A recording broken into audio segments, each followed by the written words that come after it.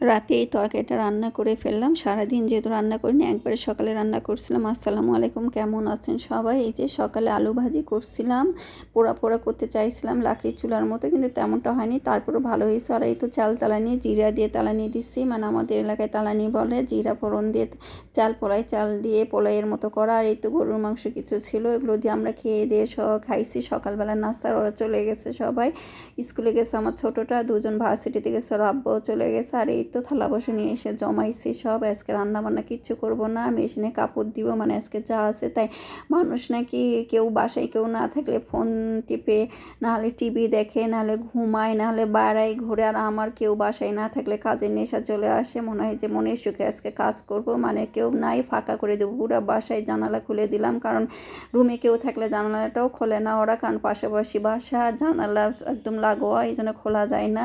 তো আমি কেউ না থাকলে সব ঘরে জানালাগুলো খুলে দিই, একদম আলো বাতাস ঢোকে ভিতরে, ঝাড়িয়ে ঝুড়িয়ে পরিষ্কার করে নিই, মুছে নিই। আর এই কাঁথাটা আমার আম্মা দিছিল, অনেক আগে বানাতো, এখন আর বানানো হয় না, লোকও পাওয়া যায় না। আর আম্মা যেহেতু এখন শাড়িও পরে না, যখন শাড়ি পরতো তখন অনেকগুলো ক্যাথা দিছিল, মানে বানাতো। এটা আম্মার নেশা ছিল ক্যাথা বানানোর, মানে সবাইকেই দিত।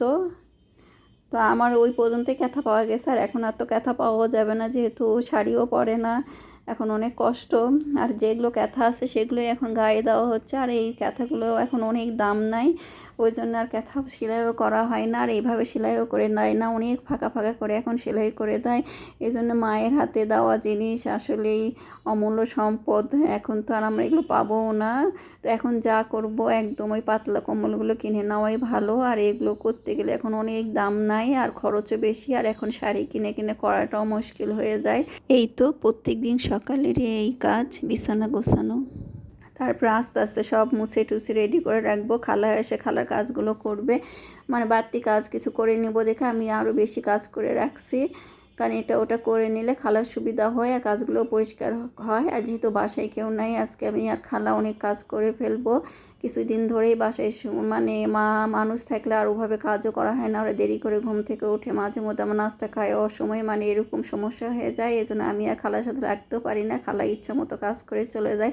আর সাথে করলে একটু ভালো হয়। দেখেন ছড়ানো ছিটানো কাপড় চোপড়, একটা জুতা মুছছে, আবার এই মেশিনে কাপড় দিয়েছি, বলটা আসে, চেয়ারটা নিয়ে গেছে ফ্যানের নিচে, মানে কি অবস্থা। আর এখানে ট্রাউজারটা খুলে আমার ছোটোটা চলে গেছে স্কুলে।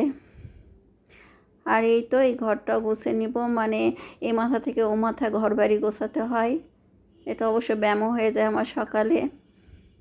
আর এই গাছগুলো নষ্ট হয়ে যাচ্ছে, মরিচের গাছ, কয়েকটা মরিচ আসছিল, তারপর থেকে মরিচের ফুল হয়েছে, ফুলের মাথাগুলো একদম নষ্ট হয়ে যাচ্ছে, ঝুড়ে ঝুড়ে হয়ে গেছে। আর গাছগুলো কোকড়া হয়ে গেছে, এই গাছগুলো আর হবে না, উঠে ফেলতে হবে। শুধু এই পুঁই শাকটাই লক লক হয়ে চলে যাচ্ছে, ডাটা হয়ে, পাতাটা কম, মানে এই বারান্দায় তো আলো আসে না, মানে রোদটা পড়ে না। আর এই তো, আর এইগুলো গাছগুলো সুন্দর হয়েছে। আর পাশে স্কুল আছে, স্কুলটা দেখতে খুব সুন্দর লাগে, চিৎকার চেঁচামেচি সারাদিন বাচ্চাদের, মানে হইচই ভালো লাগে। আর ফাঁকাটা দেখা যায়, মানে এদিকে আসলে মনটা ভালো হয়ে যায়। আর এই তো ঘর বাড়ি সব ঝাড়িয়ে ঝুড়ে রাখলাম, খালা এসে খালার কাজ করবে। আর খালার সাথে যে আমি লাগিয়ে পড়েছি ঘরে ফ্লোর মাঝামাঝি করা, টাইলসের বাসা, কয়েকদিন পর পর না মাজলে হয়ও না, যেহেতু আমাদের রান্না বান্না খাওয়া দাওয়া মানুষজন সবই বেশি।